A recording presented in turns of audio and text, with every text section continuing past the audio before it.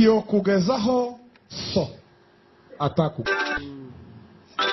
Inshuti iyo kugezaho umwana wawe atakugejeje. Jewe bwanje bwa mbere naraye muri hoteli, si bene wacu kandi habe nawe uriwe si wewe, ni inshuti kandi yishuye menshi. Bwana sifi. Inshuti ni ikintu gikomeye. Tumenyereye Imana nka data wa twese, kumucamanza utabera, juste juge. Bwana sifiwe. Kumukuru nyiri bihe k'Imana y'ibitangaza. Ariko ukore decentralisation mu bitekerezo. Imana ntuyikureho ubumana bwayo ntunabishoboye, ariko uyitekereze nk'inshuti. Bwana sifiwe. Haleluya. Kandi birashoboka kuba inshuti y'Imana. Bwana sifiwe. Aburahamu yabaye inshuti y'Imana, umunsi umwe aramasha bombi n'inshuti yayo. Tiyasezera Sara, aramubwira ngo turagiye. Bwana sifiwe. Tugiye ruguru, tugiye gutamba. Ajana n'abagaragu ngo agere nzira, ayaguma kuvugana n'Imana. Asezera abagaragu agiye gutamba Isaka. Birashoboka ko Imana yoba inshuti yawe. Bwana sifiwe. Ukagira umugabo utazugukubita nijoro, ukazumwita sheri, ariko ufite n'Imana nk'inshuti. Bwana sifiwe. Izigumika inshuti umugabo wawe ino muzamushingura.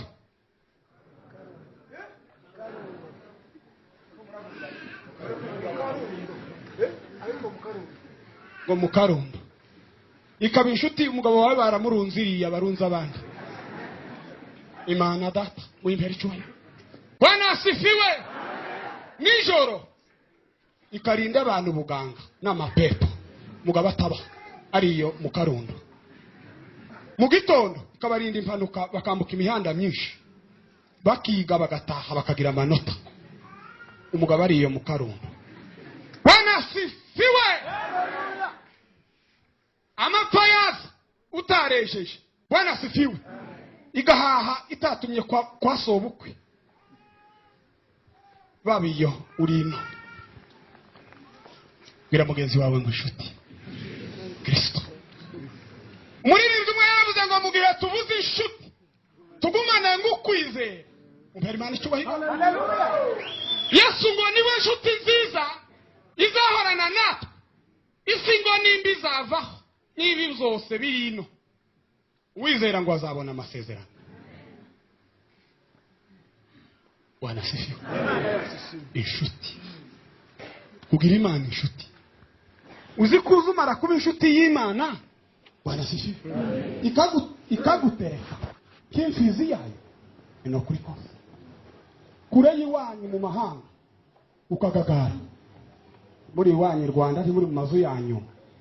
Bwana sifiwe.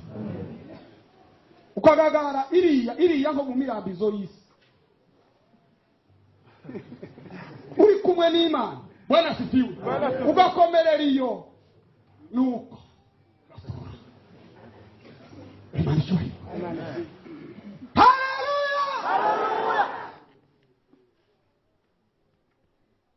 Wewe ntumeze nk'abantu ngutubwira ibinyoma, kandi ntumeze nk'umuntu wishyuza ibyo yavuze. Ukomeza isezerano geza ibihe igihumbi. Mana ntumeze nk'abantu kandi ntukora nkabo. Abiringira abantu barabahemukira, ndetse babahanga amaso bakabakoza isoni. Wanduje uhemuka kandi ntukoza isoni. Mana ntumeze nk'abantu kandi uzugira ngo ziriya ni inshuti. Murasheshe muri iki gihe. Bariya murasheshe. Bamwe bagukundira aho utuye, bamwe bagukundira nido zibi wawe, bandi bagukundira icyacumi cyangwa amashupa y'iveri uzuforoda muri kumwe. Bariya murasheshe yewe. nuzi umwe imvura itahinze tagashururu kabaye bogenda ariko data umumpeshwa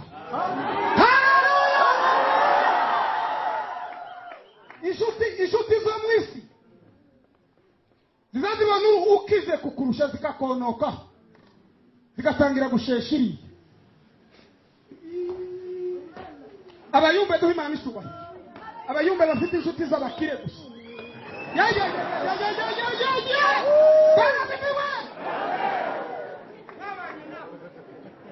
mwabanye natwe niyongeye iminota 5 Bwana sifiwe musigare mushima sitwe mushima n'Imana mukubene mu gitaramo amahoro ya data nukuvuga ngo ndi hariya kuri gatanu Bwana sifiwe haleluya inshuti z'imigati bamwe si inshuti zanyu si n'iz'Imana n'iz'imigati yo mwana yego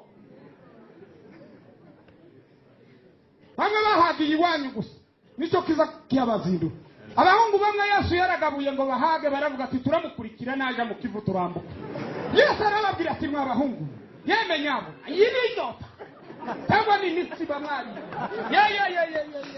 Bwana sifiwe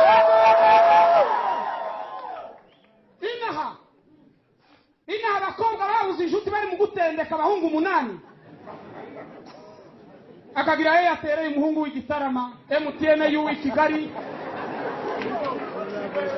Tigo y'uwi Karongi gore karebe yamara kaza hasiye kuri Facebook gorebe no hanze Bwana tuhurumile inshuti z'imigati ino zirazaje aya mbaseta dufite ikibazo turakubwe turasa n'abakubiwe ku mpanga ntabwo ari imikino turasa n'abakubiwe ku gacuri aho umugabo atakwinyagambura abahungu banyu n'abakobwa banyu babayumva ariko Yesu yabwiye abantu arababwira ngo muri inshuti zanje nimukora ibyo mbategeka niko bawa amashupa y'ibisate muri mu kujana muteretswe kabisa n'Imana iba yababwiye abungeri bari mu gutangira igaburo imikabiri mu biheko niko Imana yababwiye ngo muza muduhi igaburo ryera mukenyeye ibintu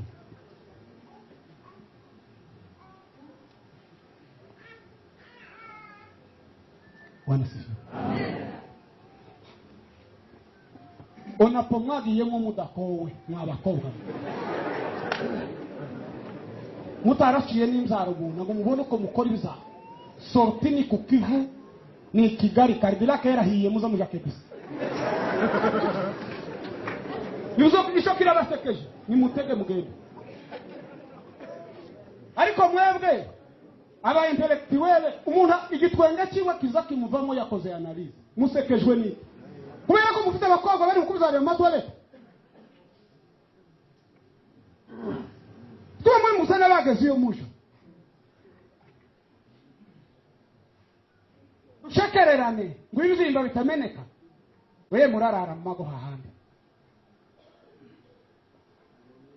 Bwana tuhurumie sana nigute kabisa Imana babazehe bahendahenze ikaguma mu gihugu Bwana sifiwe Imana ntiyimuke barasomye gusa za primaire nazo ntazo bakaza baririmba mu gihuru inyuguti